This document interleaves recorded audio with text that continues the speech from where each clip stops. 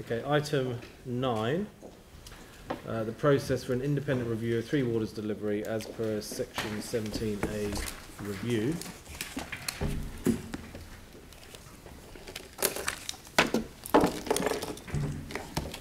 So Dave Fraser, welcome. Thank you. So this is asking us for a decision on how to approach this review. Would you like to just do a quick introduction?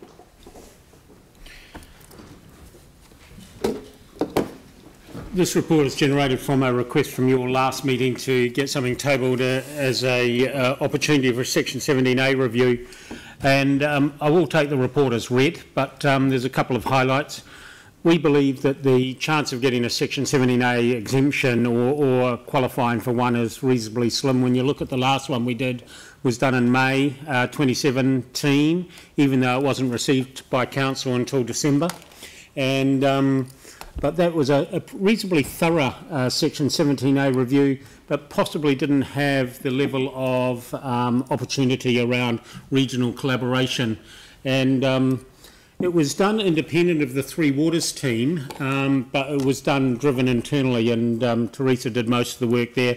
And as part of that work, she helped me here, Teresa, but I think interviewed every chief executive throughout the region, met with a number of the engineering managers, but it was hard to get. It was seen a little bit like Big Brother trying to extract some information just to do it.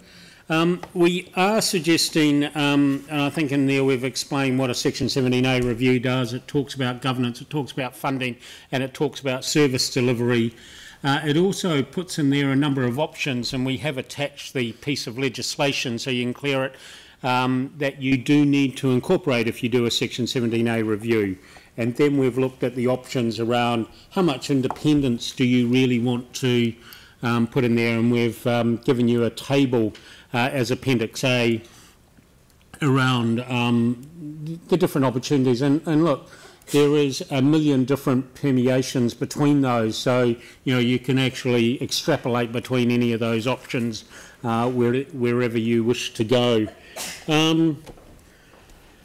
One of the complex things we've got, obviously, is we've got to do this prior to the contracts. The maintenance contracts do expire at the end of, or the Three Waters contracts expire at the end of June 2020. So basically, there's nothing in legislation that doesn't mean you can't roll them and extend them, and that may be the recommendation depending on what comes out of this, but this potentially would be a founding document about what your approach might be to that service delivery. Obviously, the other complex issue sitting out there is what the government's going to do around Three Waters reform. And so this has got a potentially might help inform you of the position where you go. We are suggesting, through you, Mr. Chairman, that we change on legal advice. The original 4 noted that the legislation said we had to include cost effectiveness of the Canterbury region. It implies that, but it doesn't actually specifically say that, and so we are recommending maybe that we change 4 that just note that the scope of Section 17A review has to include cost effectiveness of the region, Canterbury region. Take out the as per legislation. Have we typed it up there? Yes, that's second one. Note the scope of section should include scope effectiveness of the, that one there is the one that we are suggesting we replace the one that's in your agenda with. Yep, that's fine.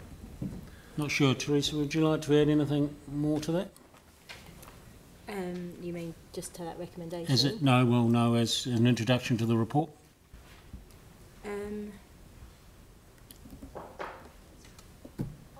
I had got stuff, but okay. So a lot of it's been covered already, actually, by David. So in terms of why we're presenting the paper, I think everyone has a background as to what Section 17A is. As David spoke to, our approach to the previous one was internal with some external peer review. And also there was a separate engagement with the region, and that's why it was excluded from the outcomes of the Section 17A report. We were separately asked by the Mayoral Forum to lead a strategic assessment on the delivery of the three waters for the region. That work was the reason we didn't include it in the Section 17A report, but unfortunately it was removed from the Mayoral Forum's agenda last year. It was replaced with something else that may not provide the same level of foundation that we might require to support us before the central government review. David has also talked about the options, and we've put together a table in attachment A, but as David has said, that's really just an idea to show that there's many different permutations that we could use, and really our recommendation's more about the level of independence that we would recommend. The exact way of setting it out, there's many different ways that could be done. In terms of the actual overall recommendations, we would potentially be able to get an exemption, but we don't recommend that we even investigate it. We recommend an independent review. We note that at the moment that's not allocated, no funding's been allocated to do that in the annual plan. And in order to prepare for the central government review, we recommend that it is extended to include a review of cost effectiveness for the region as a whole. And that's why an independent review would be better, because the challenges that we faced with the review before would have been to do with it being run out of Christchurch City Council. Okay, thanks very much. I mean, look, this is a very important piece of work given everything that's happened over the last couple of years, and I completely agree we need an independent lens over this, because the recommendations of this report will basically set the path forward for how we approach the delivery of three waters for, well, at least the next 10 years, and especially with all these contracts coming up for renewal. So I think that's a good position to take. I'll throw it open for questions. The Mayor. Yeah. Just one question. Is this something not within the delegation of the committee? I'm just wondering why it's a recommendation to council. Our lawyer advice, which reviewed the delegation that this committee has, said this wasn't included in that delegation. So that's the advice that I was given. Is that the same for all the Section 17As? Is that the advice the same? Yes, it's not specific to water. We can take it back to put that question back, but it was the lawyer advice that was given. Okay, well, because, I mean, it's quite an important question, because if that is the case, we've actually picked up another item that we've realised should have been included in the delegation. Now that this has become a committee of the whole, it actually makes sense for the delegations to remain under constant review.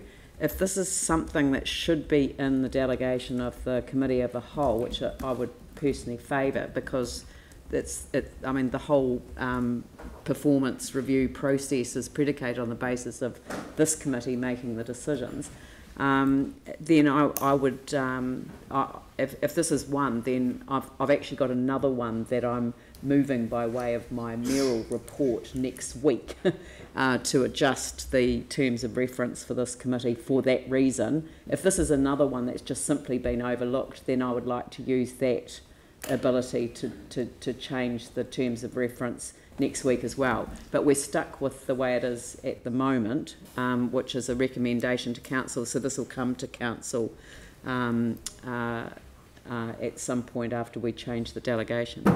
If you added to 5 on there at the same time that it comes actually to report back to you on the delegations, and we can go back to the legal team, and if it does need specific delegation, we can put that in the report at the same time that this comes back to council. It does need specific delegation, because you've said here that we're recommending to council. We could provide that at the same time it goes to council, if you wanted to then delegate it from then on. But I can do that next week in my mayoral report, is what I'm saying.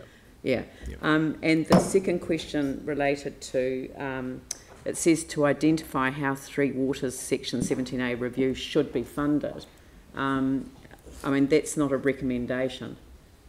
That's just saying, oh, by the way, council, how would you like it to be funded? It actually needs to say that that the Three Waters Section 17A review should be funded by A or B. You know, well, like, it can be funded out of existing budgets. Funded out of existing, yeah. Out of the Three Waters budget. I mean, if you think how much money you're planning to spend next year, I think you can fit this in. But the recommendation asks the council to identify how the Three Waters... we will change that. But that is not our function. What we really want to highlight there, it isn't budgeted. We would do it internally as we did last time. And so it is a separate... I would say to you that the Three Waters budget is stretched to the max.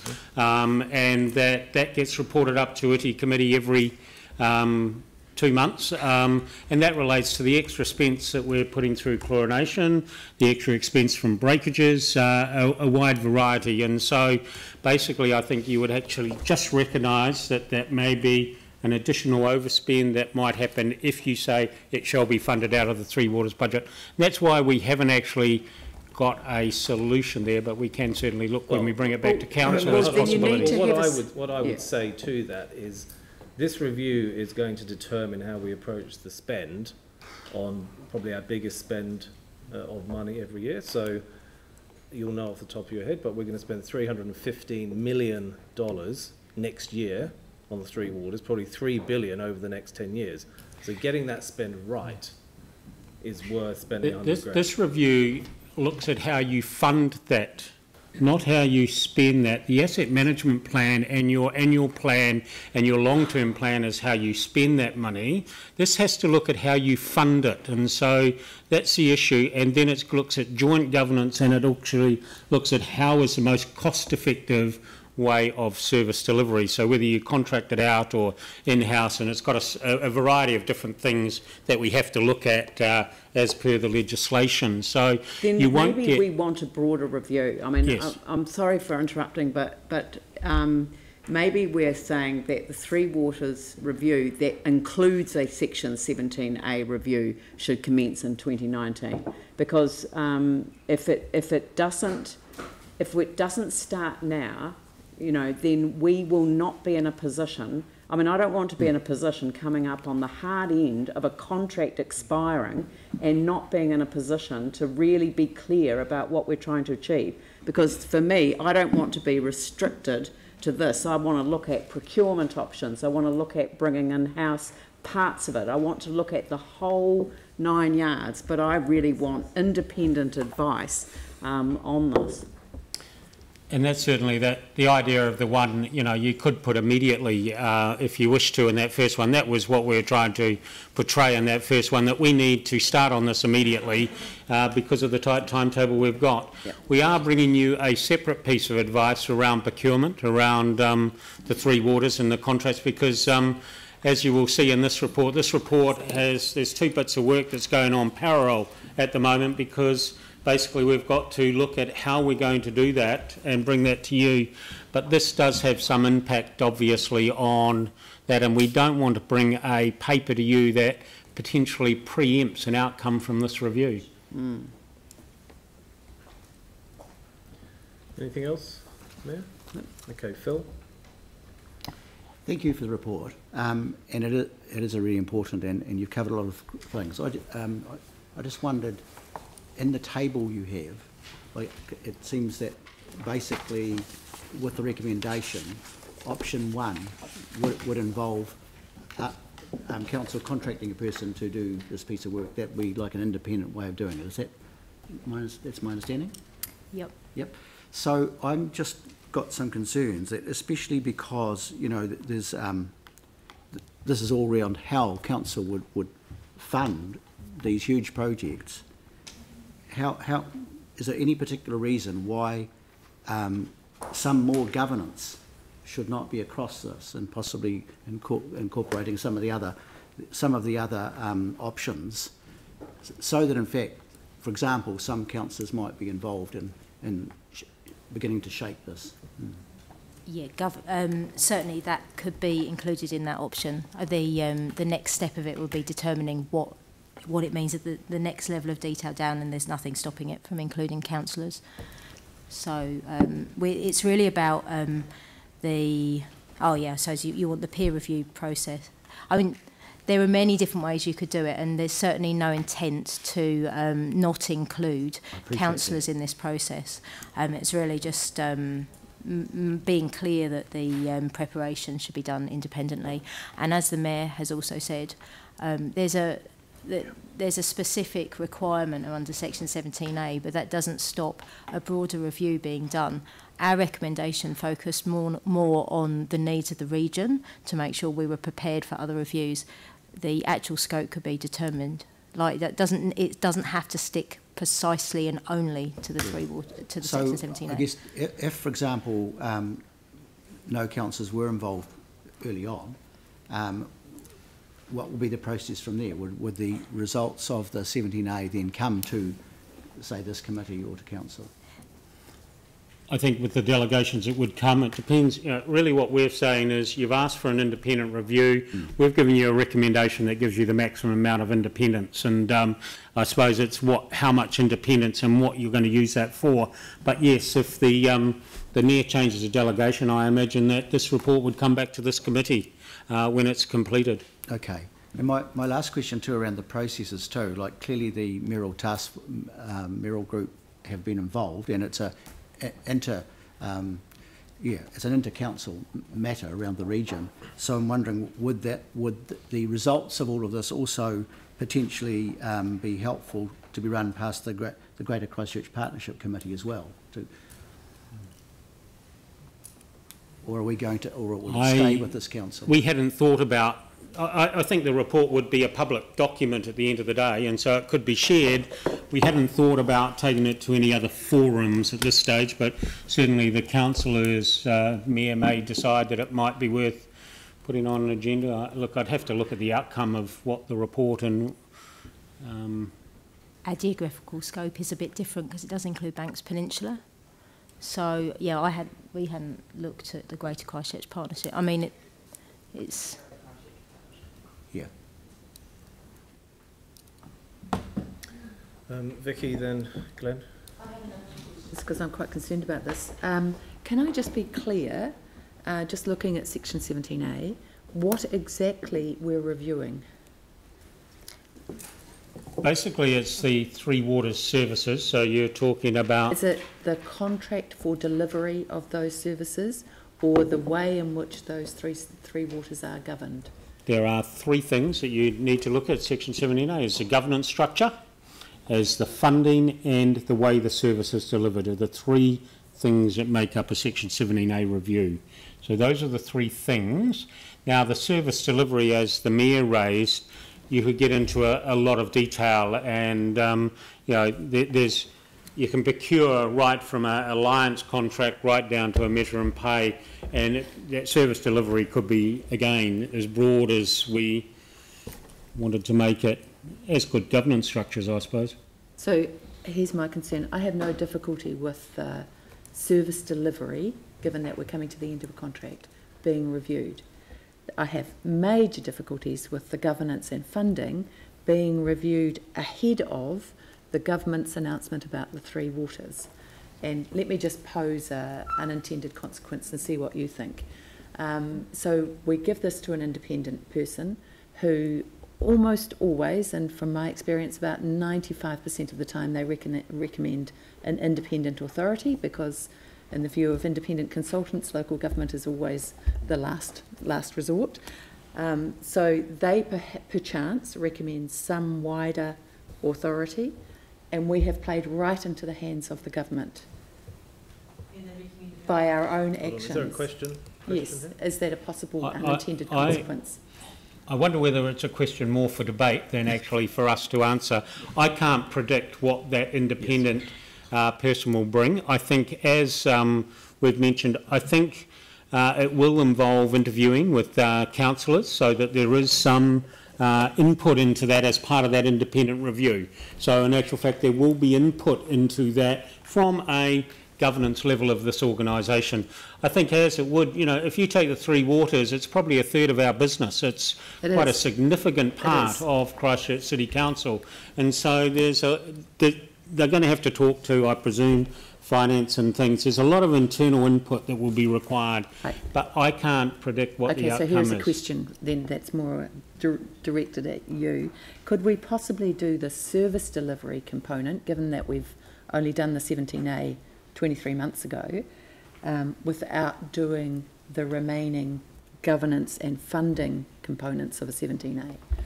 The legal advice is we may be able to give ourselves an exemption, but they are saying that we're on the border of actually getting an exemption because the triggers are major contracts are coming up. You did it more than 2 years or less than 2 years ago. One of the things that we may get an exemption is that by doing it, can I just be clear on that? I thought they had to be done every 6 years. Yeah, it was every six years, and with no more than 2 years when a contract's due to expire. But back to your first point, independent or not independent, when you look at Christchurch City on its own, and if we look at the outcome needing to be valued to Christchurch City and not to the region, even an independent person may struggle to find a reason to separate out the entities. So PwC did crunch the numbers last time. And if you look at our council on its own, if you literally then remove the Three Waters from it and create another entity, whoever does the review may not find justification for that, like a financial justification. They potentially could if they were looking at it from a much smaller local authority's point of view. Absolutely, as well. And that's where it's about whose value are we looking at, and the Section 17A is about us focusing on it for the Christchurch City. It was more, if we looked at it from a regional perspective, it's really just so we have a foundation, we understand what it could mean, not necessarily to say it's what's best for us. And can I just ask, from a regional perspective, how big is that region? It's the people, the authorities that are part of the Mayoral Forum. It's all of our Canterbury, including half of Waimate. Is it? Half of Waimate? Is it Waimate? Yeah. So when we did the last review, most of you would have been around at the time, it was actually initiated through the Great for Christchurch work. Yes. And it wasn't done as a Section 17A review. It was actually what we called a strategic case was put forward for how the Three Waters should be delivered. And then that was looked at from a regional lens as well. And that did incorporate all the councils across the Canterbury region that sit on the Mayoral Forum. So sorry to persist on this, but the viewpoint from the small, spread out councils without large populations will be radically different than the viewpoint from the Christchurch City Council. And potentially the government's viewpoint will be to put all of those little councils in to use our rate base to fund these things. I'm just intrigued why that was removed from the Mayoral Forum agenda. I'm not sure who'd be able to speak to that. I certainly was given a letter at the end of last year to say thank you for the work that we'd done so far. It was failing to get any traction. So where you say that these small councils have a different thought on it, if you look at the evidence that we captured, the information that we captured, these councils, water would be quite a large part of their very small council base, and they were not wanting to do any collaboration. So sorry, last question. So is the review that is being put forward here actually cover that entire area of the Canterbury Mayoral Forum? So it includes Kaikoura with 3,600 residents. The review that we would need to do is only for us. There is a recommendation to look at taking a lens that looks at the region, and that's the point 4, and that's purely because if we only look at it from the perspective that we have to under legislation, it doesn't provide us with anything to support us before the central government review is completed. If you have a look at the Section 17A review, it does talk about looking at governance structures that talk about combining with another local authority, and so we're saying what do we want to do? The government, and Helen may be able to help me, the government's looking at, you know, potentially one water authority for all of New Zealand, one for the North Island, one for the South Island, 5 up and down the country, 10 up and down based on region. They're looking at all those kind of combinations, plus the status quo. And so if we're going to have some independence in something, we have to, we believe, if we wanted a piece of material, we would have to look at something. And so we thought Canterbury is quite a good one. But the resistance that we've had from other authorities is exactly, well, they see it actually impeding into their governance, and so they are not exactly, they're no different to you. In actual fact, they've probably got more to lose from a government. They see it being almost, and I'm not sure whether local government New Zealand's got a position on it, but some of them see it being the first step to amalgamation, potentially. So, you know, they aren't going to jump in this, I don't imagine, boots and all, no matter what size they are. Okay, Glenn. Thank you. Well, that leads to my question. So the first time, how long did that UDS review take? Can you remember roughly? When you did that, the whole council? Section 17A review? Including all the member councils? Probably. So the actual,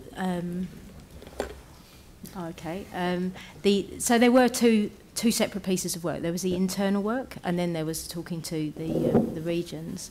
Overall, maybe it took a year. A year. Okay. But that's in elapsed time. Yeah. I'd have to go back and check on that. So, given that with what David has just said, those councils are going to have going to be pretty highly motivated to get this done quick, smart as well. We're up to April now, so I'm looking at the timing over the contracts, the review. I'm not sure they're going to be quick and smart. I think actually, unfortunately, we might have to drag them along kicking and screaming. Not quite, but I think that one of the issues that we've got is we've done quite a lot of work on it. So, you know, I think we can build on that work. We're not starting, last time we were starting from scratch, so we can build on the work that we've done. Possibly one of the advantages of an independent person is people might open up to them more than as if a Christchurch City Council person came along, even if that Christchurch City Council was independent of our Three Waters organisation and whatever. That may be one of the advantages. But they have a lot at stake, as do we. In fact, you've just said even more, so I'm thinking they're going to be motivated to... And the engineering managers group's done quite a lot of bit of work around size of reticulation, accounts, so there's a lot of that information already pulled together. Just one more. Other councils up and down the country are going to be faced with this potential misalignment over contract reviews in Section 70As as well? Well, everyone's contracts roll out at different times, but you can see under 2B, basically if a major contract's going to expire, we have to do a Section 17A within 2 years of it. So, and I would say most councils at least contract out their reticulation side of it. And that's what we do. We don't actually contract out the running of our wastewater treatment plant. We do that in-house. We don't contract out our laboratory. We do that in-house, but we do contract out the running of our reticulation. Okay. Thanks. Mike. Thanks, Raf. Yeah, just I guess follow on from Vicky, because I have some concerns about doing a regional Three Water review, and I guess the risk of that, if we do the review and then we've sort of done the work for the government, and actually the consequence of that. So I'm just curious about actually what is the risk of us doing a regional review and then basically doing the work for the government, which they'll take up. Well, the issue that you've got, if you have a look again under Section 4 of a Section 17A review, it actually says that you have to look at the governance, funding, delivery, and one of the options that you have to consider is that with another local authority, and it does talk about another local authority. It doesn't talk about what that means. It might only be with our neighbour. It might be with Chatham Islands, I presume. You know, I'm not quite sure. I think that would be sensible. But if you're doing a Section 17A, while it doesn't necessarily put you into that specific slot, it does imply that you need to do some work at looking at what is the opportunities. And it might be a joint committee, it might be, what do they talk about, a council-controlled organisation, an organisation, somewhere it talks about potentially committees or other arrangements. And so the cost associated with actually doing a review of the whole Canterbury region, what is that compared to actually just doing it for Christchurch? If we were to do it fully, I mean, this is indicative, I would expect it to cost a lot more money. It would also be a lot harder to set up. You'd need the full mayoral forum to approve it. Well, I'm assuming I don't know the governance, right? You would need all the mayors to approve it, all the councils to approve it. So even just that process and the fact that we're in an election year would make it quite hard. This is more having a greater understanding of what the cost effectiveness would be for the region. This is not saying do a full review for the region. It's saying have a lens of what the cost effectiveness would be for the region so that we have an understanding. It's not to try to put a change in place for the government. My understanding is that we don't support that change, and we support the LGNZ recommendations, which, what do they look at? They look at drinking water, and they're not wanting us to have mandatory change. The base work, apart from possibly the governance opinion of those other authorities, but I think we could quickly predict what that would be, is almost done for that Section 17A, because the engineer managers have done a lot of the data capture. We've done quite a lot of the conversation as part of the work that was done and stopped by the mayoral forum. So it's actually pulling a lot of that together and then getting an independent lens looking over the top of it to sort of do that. So I guess, is there a risk then, like obviously as a council we support localised 3 waters, but if you sort of put someone independent in, there's a risk that actually they might not actually have that view. Surely they're actually biased in themselves even though they're independent. That's a bizarre statement. I mean, I think there's some confusion here. The review is for Christchurch. What is being asked to is look at the cost effectiveness over a wide area. But we're reviewing our own delivery of 3 water services so that we can make the best decision when the contract renewal comes up in 2020. It is very clear in the paper. A Section 17A review focuses on the cost effectiveness of current service delivery arrangements for the Christchurch district. Read the paper. Sarah. Thank you. I've got a question about cost effectiveness. So when we've got cost effectiveness as a key focus, which it has to be, other factors such as environmental and social outcomes need to be taken into account as well. So we have costs associated with the outcomes from our 3 waters that aren't necessarily council costs, but they are costs on the ratepayers. So we've had costs, extra plastic bottles, environmental costs like that from temporary chlorination and the hot water cylinders, those kind of things. Does that type of outcome get taken into account so that we can take a proper best for Christchurch approach, not just a straight what the council book says about the finances approach? So the word cost effective, excellent question. The word cost effective is stated in the legislation, but it certainly is not expected that we only look at it from that single lens.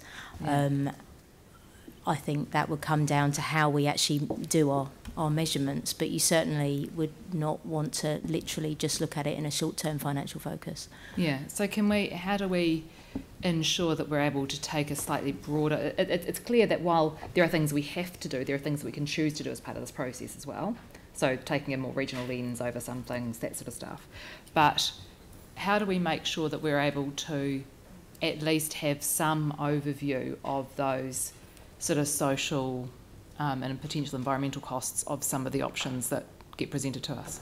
Well, I think if I can jump in here, I mean, you put that into your levels of service. So in terms of what you want the contract to deliver. So if you look at 5.3, the report aligns to the safe and sustainable water supply and improved waterways. So I mean, those are the levels of service, the outcomes that we set in terms of any contract that we tender for. So, that's kind of the operational side of things.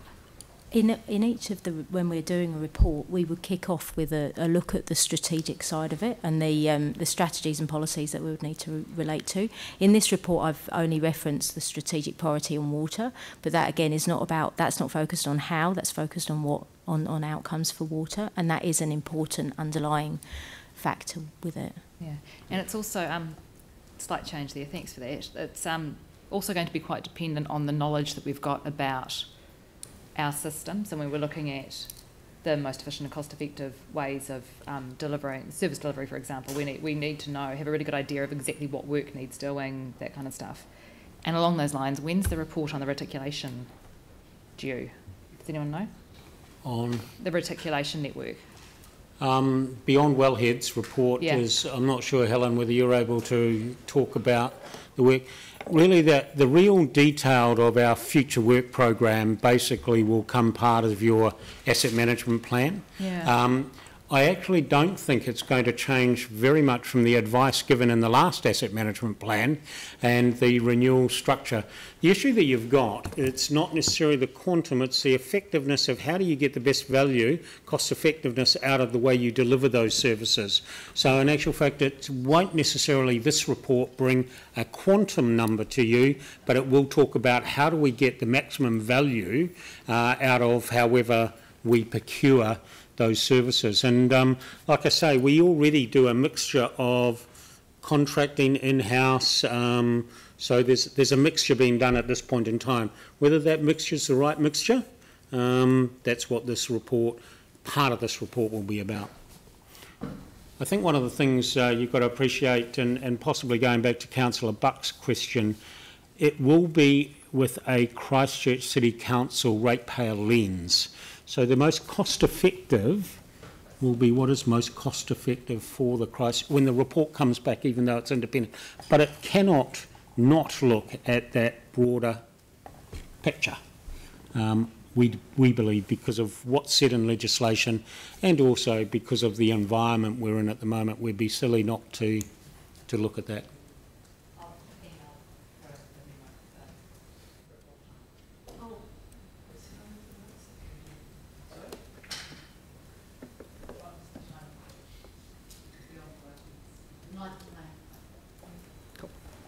Pauline?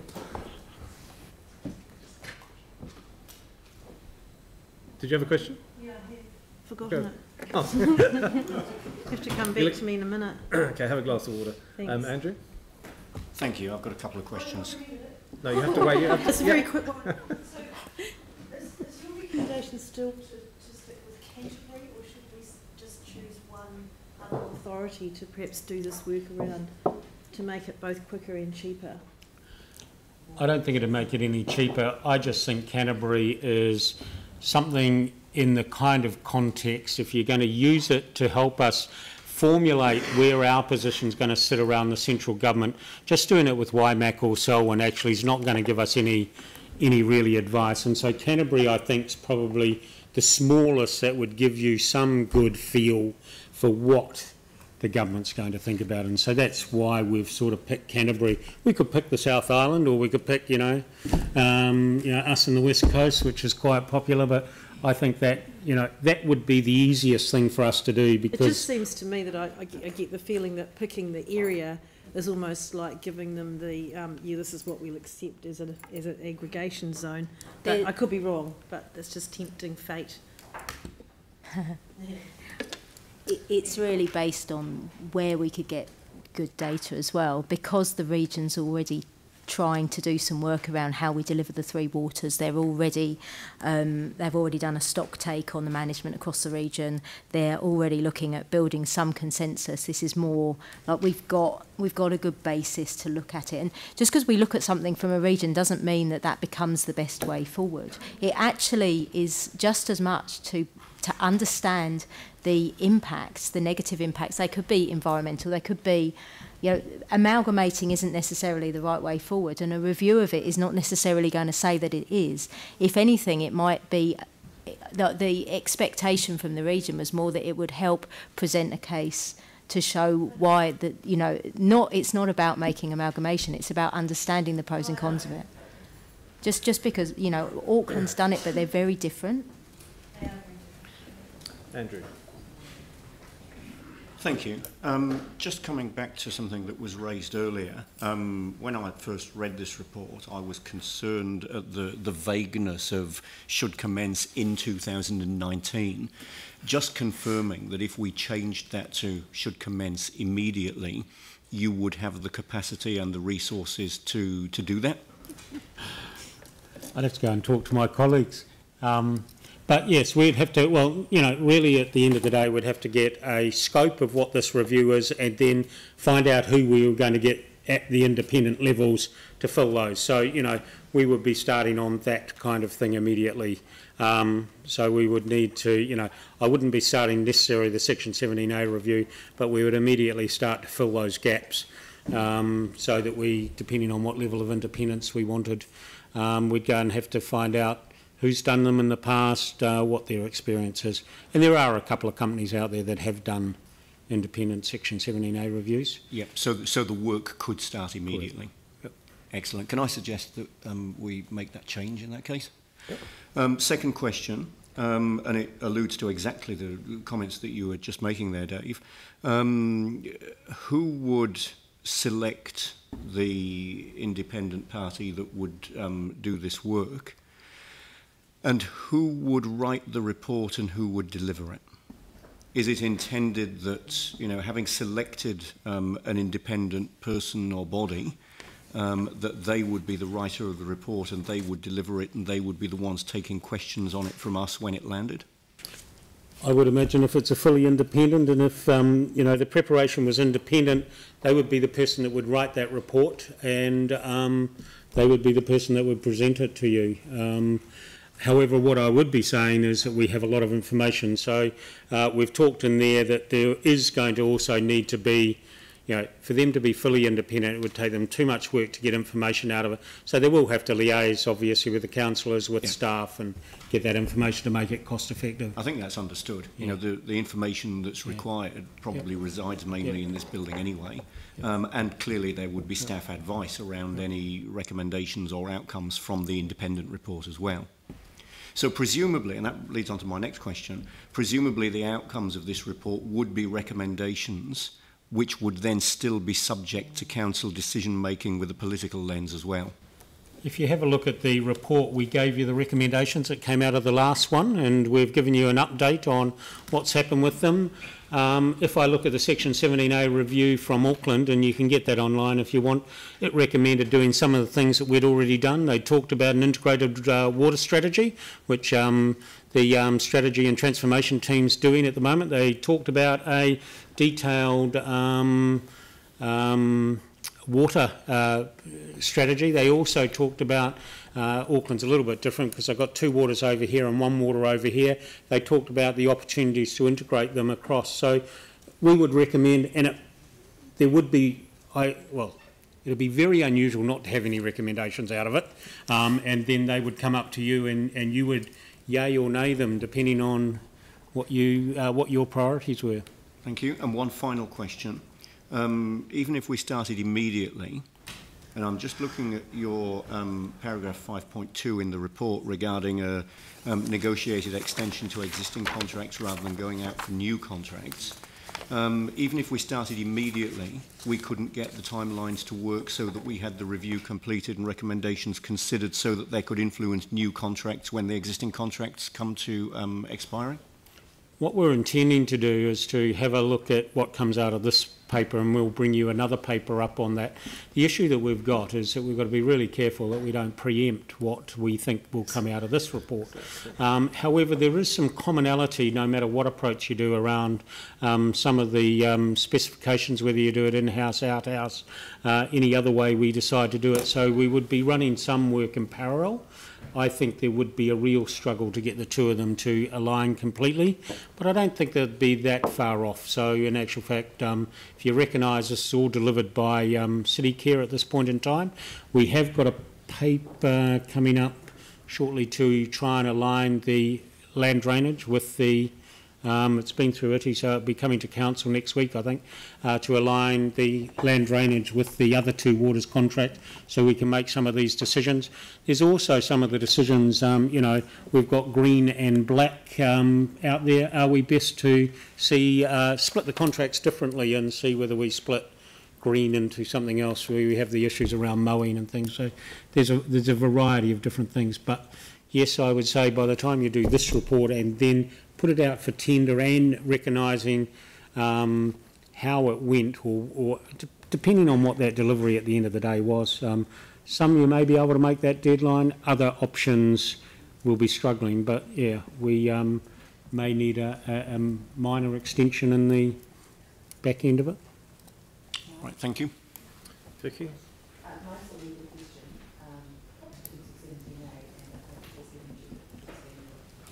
We could bring Judith down as well if you wanted to, because she's given us the legal advice. Sorry, you've called Judith? Yeah. Phil? I'm just wanting to make sure around the governance part of this, and from our point of view as elected members. And so I certainly well remember, and Councillor Tim Scandron and myself and Pauline Cotter attended some of the early discussions for the last review. I'm concerned that if we don't have some input early on, that things, like, for example, the report could be right off cue in terms of the political ramifications, and how, in fact, is this a chance for governance and management to really work together on this to get this right? So you're thinking maybe, if you're able to refer to the attachment 1, altering shortlist option 1, so the preparation's independent, the peer review is internal, including ELT, and the governance is as per option 2. So it's independent, and then maybe removing the word potentially, including ex-councillors. If that include elected members somehow. So to be clear, this is the governance during the process. The actual governance provided by councillors is expected as well. So this is just the ongoing steering and working group. Part of the process could be interviewing the governors that were interested, and that feedback comes in here, but they've also got to take into recognition, you know, by joining, you know, parks and reserves, transport, water, all together in an organisation does mean that some of the overheads are cost effectively spread. So they have to look at the ability. When you know, Sarah talked about some holistic outcomes that we're talking about, environment, social culture, the more you have control, so that's got to be part of the Section 17A review as well, of just saying, what's the advantage of having that thing separated out there? What's the advantage of you being able to make a collective, you know, and if I extended that even further, you know, what's the advantage of a unitary authority almost to a, you know, joint regional versus district councils? So they do have to take those things into account as part of this review. I don't know what the outcome will be. Yanni. Thank you. I see that the Merrill Forum, we're going to have another meeting around the Three Waters, and they've also raised a number of concerns around information that's required. There seems to be a lot of, there seems to be some concern with the consistency of data that DIA and Becca are using, and there seems to be a number of things that at a regional level there's still a lot of information to be collected. So I'm trying to understand how that process will align to our review, because it seems it would be very hard to do that until you have that information. We've done an independent detail to what the DIA came out with 2 lots of things. For example, in the wastewater area, they looked at only treatment systems that were discharging to freshwater environment. They didn't actually look at the systems that were discharging to the sea, and they've come out with for further information on that, because there was a local government said that they had underestimated the cost, because they'd only looked at a subset of the wastewater system. So there's a lot of work doing in there. I think you've got to recognise this is really independent of the DIA, and it's actually from a Christchurch city focus rather than from a government. But we know what we have got, we know what our issues are, and I think we've got a reasonable handle on what's happening at a regional level, admittedly as good as the information they've supplied to us. Well, except that the mayoral forum minutes don't record that. In fact, they record a whole bunch of outstanding, significant amounts of information that are still required. And look, I'm sorry, I wasn't at the mayoral forum, but I imagine that they were asking or answering a separate question. Right. So it says that they're going to convene a delegated subgroup of mayors early in 2019 to discuss how Canterbury might engage with and respond to the Three Waters work program and upcoming decisions. Are we aware of that meeting happening or where it's got to? Okay, cool. So how does that relate to this review? It doesn't. I mean, at all. Can people again get focused here? We're here to talk about a contract renewal that is coming up, that is triggering a review of how we deliver those services, so that when we actually decide on the contracts that we agree to, they're delivering to the levels of service, cost effectiveness, and the way we want our water services to be delivered. This review is to provide us with advice on how to make that decision. Except now, people are jumping ahead and, you know, making decisions without any information based on, you know, particular views on what may or may not happen in the future that are not actually relevant. We actually have to do this piece of work. It's a contract renewal. No, I get that. So, like, I'm not so I'm not questioning whether we that. do this work or not. What my understanding from the staff response to previous questions had been that part of this work does have to look at the cost effectiveness of us delivering it versus having some sort of joint approach regionally, right? Am I correct in that? They are the options that you need to look at under Section 17A review do, yes, include joining up with your neighbours. There's exactly. So to say that, like, the mayoral forum and the Three Waters stuff that they're doing and the information, specific information about things like consenting and subdivisions, etc., isn't relevant.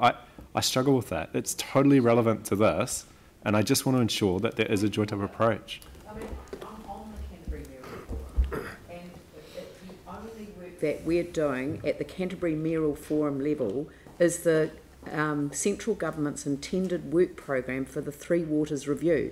We are not looking at the internal process. And I know that it was said before about the Canterbury Mayoral Forum ending the work. That did not get passed by the mayors. That was a decision that was taken at officer level. This is a piece of work for us. Yeah. For us to consider. Now look, I'm happy to move this resolution. Do I have a seconder? Sorry, sorry, what? Around the Three Waters, next steps for Canterbury.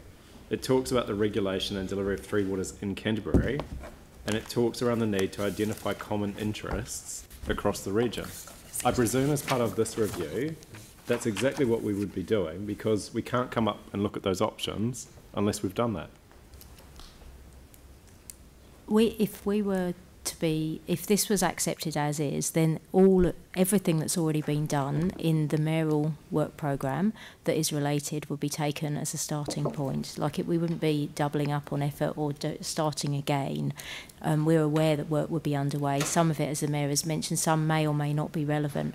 But anything that is relevant would be part of the foundational information as a starting point. But there's two streams of work that's required, right? There's the Section 70A review around the most effective, efficient delivery of service for Three Waters, and then there's the central government kind of big, broad, direction as a country that they send out. The mayoral forum, as I understand it, has been focused on the local service delivery, but I'm kind of hearing different things coming back in that regard. So I just want to be really clear. The mayoral forum's doing the work with the central government, the broad approach, and we're doing the Section 70A separate.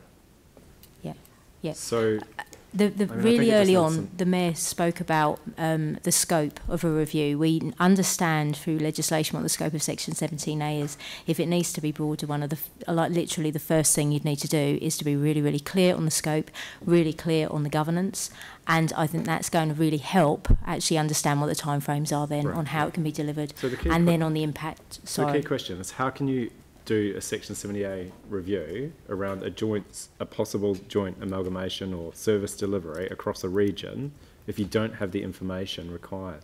Well, you could ask that generally, because that is how, the Section 17As, every single council needs to do them on behalf of themselves, but understanding that the options exist that are outside of just them. And so there's a certain level, how much information can you actually get? Like we're suggesting that to be prepared for the national level stuff that is directly related to how the water services are delivered, we're just recommending that we have some understanding and some basis to be prepared. We're not recommending we do a full Section 17A across the region. We're just recommending that we understand, we look at it as a lens so that we have an understanding. And that overall scope, we'd have to get agreement with the region to do it. We'd have to understand what they've already done, and the timeframes could really impact us. We might want to do it in 2 phases so that we can still continue with our maintenance renewal work, which at the moment is timed very closely to this. Vicky. Can I ask a question of legal, please, Judith? So a 17A review, as it's defined, can we just do some of the scope of it and not all of it?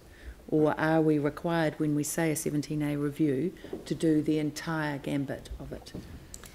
And then I've got a specific follow-up. The options that you need to consider, there's a list of options. So it starts off as being the cost review of you're reviewing the cost effectiveness of current arrangements. And then within that review, there's the list of options for governance, funding and delivery that you have to consider, but they're not an exhaustive list. So thinking back to the council's ordinary decision making, and it depends on the significance of something as to how much detail you go into any matter. Okay, so I think it's going to depend on the clarity of the resolution. Yes, and also how different issues may be differently significant, and so how much detail you put on all of those options that you investigate in the review is. So given the Chair's comments about the 17A review of the delivery of the service and the fact that the contracts are coming up, would it be okay if would this amendment be legally possible? Recognising the Council's desire expressed in its 2017 17A review to maintain the functions of the three waters as an integrated function of the City Council, that a 17A review focused on the delivery of the service, particularly the ongoing contracts or method of delivery for the Council's three waters, be undertaken, so that we're specifically dealing with the contracts and the method of delivery, not do we have a separate authority that delivers water, or is it somehow a regional council or an ECAN or a South Island body or whatever? Are we allowed under Section 17A to be that clear? What you're suggesting there might be that actually what you want to do is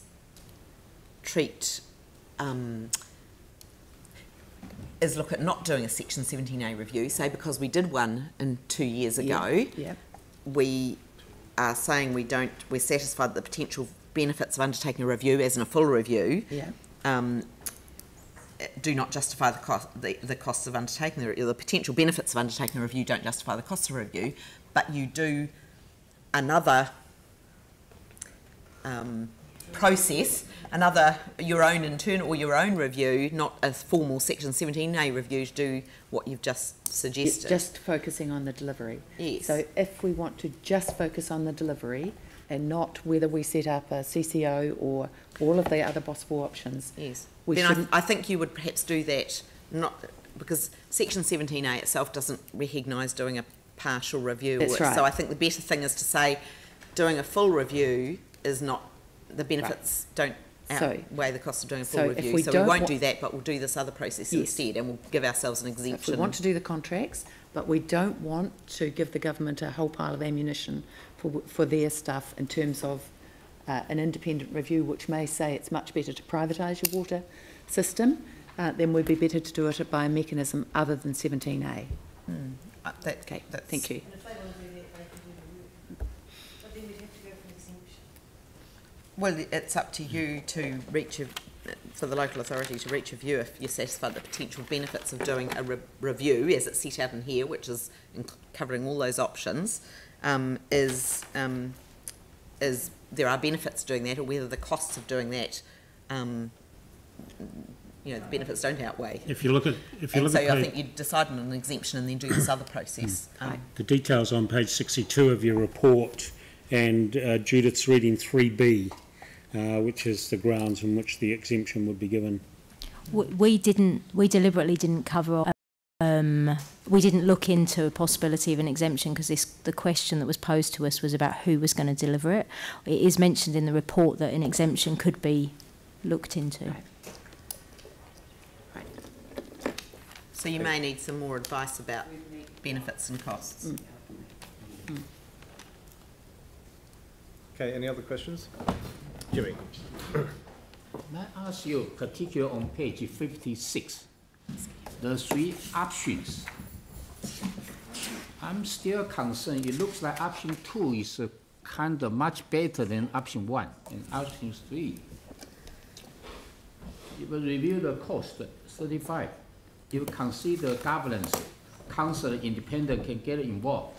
If you consider independent peer review, still keep the independent. Only different just preparation from the independent or from the council, you know, external the water team.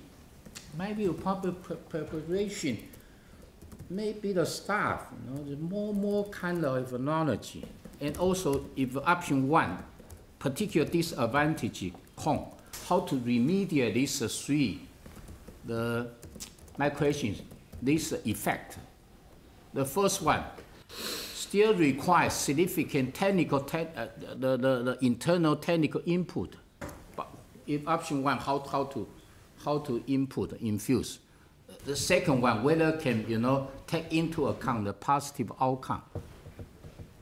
Whether, you know, if cannot, you know, take into positive outcome, why we take option 1. But option 2, we can, you know, to mitigate those effects. It's much better now. I just don't know. And I think all the options have got pros and cons, and that's what we've put in that table. So depends on the balance of how much independence you want. So that's really what that table's about, just at a high level, to just give you some pros and cons of those various approaches. I want to the amendment option 2. I'm not sure whether I have any second. So the reason for looking more independently was really because of point 4, and it's quite hard to, well, we've already seen from me running the regional work that running from within Christchurch City Council is hard.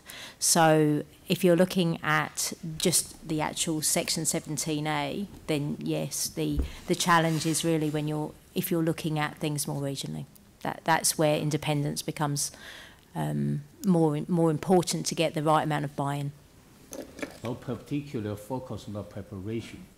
Am I right? Yeah. Can I just clarify with Julie? Confused. Whether this would be how you explicit that since the 17A review has to consider governance arrangements along with funding mechanisms, Council focuses its work on a review on the delivery of water for 3 waters and not do a 17A review. Is that how you would express it? Possibly. I might have to look and think about that, and because you may have to put it in conjunction with doing an exemption under section 17.3. Yeah. I just wonder whether we actually should defer this and get advice on the exemption, because I don't know that we qualify for an exemption, which was what the paper was predicated on. Secondly, I want somebody to provide some advice on the pros and cons of not doing one as well, because an exemption doesn't come without a price as well, because central government will make decisions that it will make, and if it looks at what we're doing, giving ourselves an exemption in face of a legal obligation that is triggered by the contract, you know. So I think we need more than just advice. We need some sort of analysis of the pros and cons, and then on top of that, I think probably the terms of reference, the detail of the terms of reference, and a recommendation on the funding mechanism, and the some description of where the Canterbury Mayoral Forum processes plural have fitted in, because it's probably not fair when I'm actually the only person sitting around this table that actually knows what the mayoral forum has and hasn't been doing. So, and I'm happy for the Secretariat to provide some assistance in providing advice in that regard. So you're happy to just let this lie on the table? Well, I could move that as an alternative submission, that the report lie on the table and that we seek additional advice as per. Yeah. Did you second that, Pauline? Okay. Phil? Can I just speak to it? I'm happy that we do that as a process too. I would also, in addition to the points that Mayor has raised to have more information on, I think I'd like more information about option 2 in terms of clearly there's advantages with option 2, and Councillor Chen indicated that he would move that way. If I had more information, I'd be happy to second that too, because it seems there's not a lot of reasons to not go that way for option 2.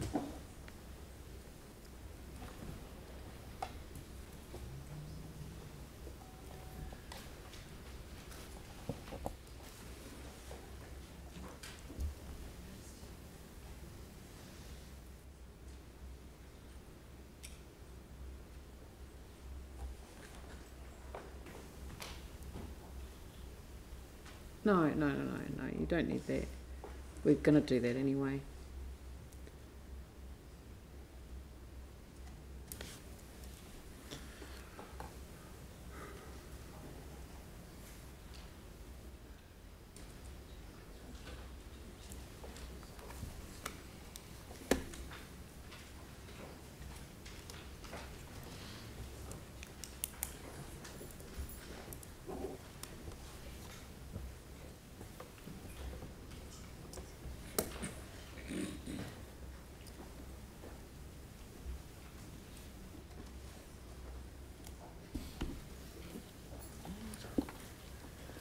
Well, no, it's providing advice on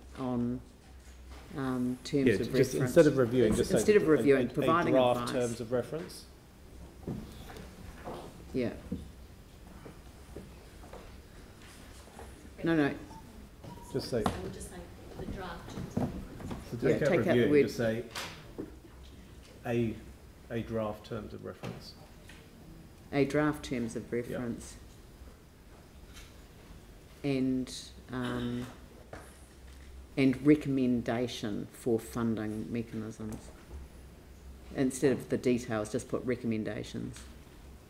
And a recommendation for funding the review.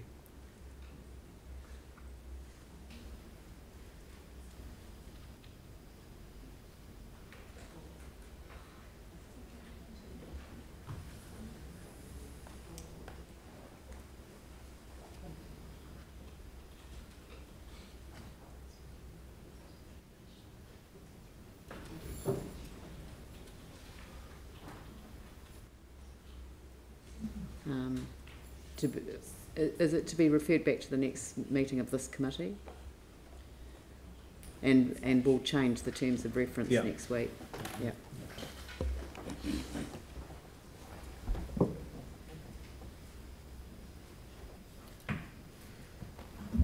Yeah, just maybe say bring additional advice to the next Finance Committee meeting.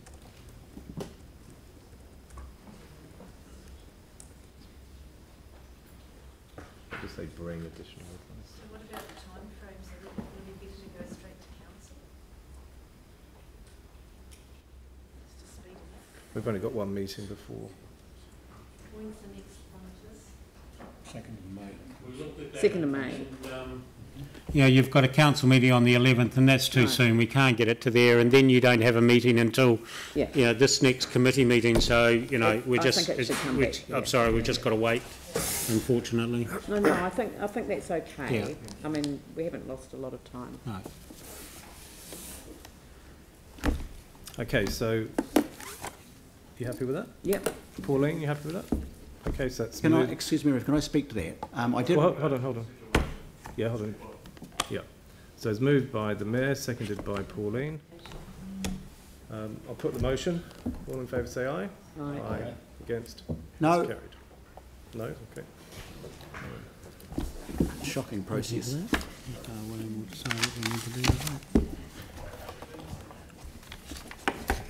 Okay,